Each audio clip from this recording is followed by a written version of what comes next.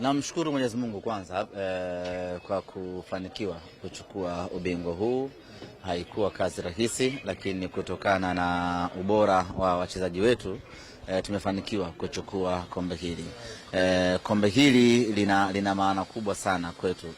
Kwanza tumepata kombe, lakini pili tumefanikiwa kumfunga mtani wetu. Lakini kama haitoshi, imeonesha sisi tuna timu bora kiasi gani. Mara zote tulikuwa tukisema tuna timu bora, tuna wachezaji wazuri, watu bado walikuwa hawaamini. Walitaka kutupa kipimo kizuri ili tuthibitishe kuwa tuna ubora huu.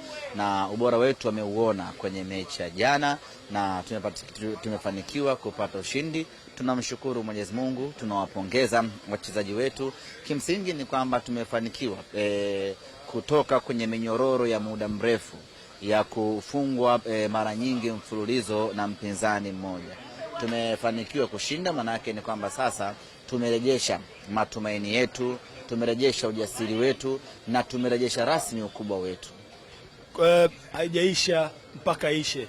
Mei 3 mambo yanaendelea vile vile. Unazungumziaje na kuelekea kwenye maandalizi ya dabi ya Mei 3 pale uwanja wenu wa kujidai Meja Jenerali Samunga? Ushindi huu wa jana unatoa taswira halisi kuelekea katika mechi yetu inayofuata ya tarehe 3.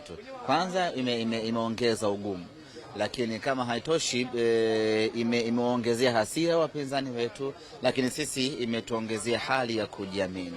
Kwa mechi hii sasa imekaa hapo katikati.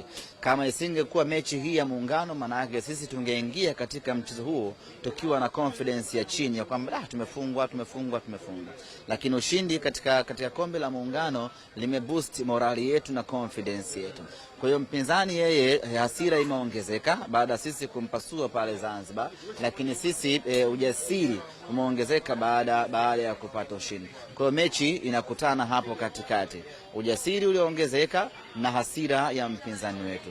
Mechi ya tarehe 3 itakuwa ngumu, tena ngumu sana. Mimi naamini hatakubali kufungwa mara ya 3 mtawalia na Simba Sports, na kwa mantiki hiyo anaweza akaja kwa nguvu kubwa kweli. Na sisi tuko tayari. Tuko tayari kuishi kwenye methali za Waswahili ya furaha ya masikini haidumu. Hapana. Tunataka furaha yetu idumu, kwa maana ya kwamba tunafurahia kuanzia leo Alhamisi mpaka Jumapili kwenye mechi ya tarehe 3. Huo ndio mpango wetu. FM kutoka Dar es Salaam, Tanzania.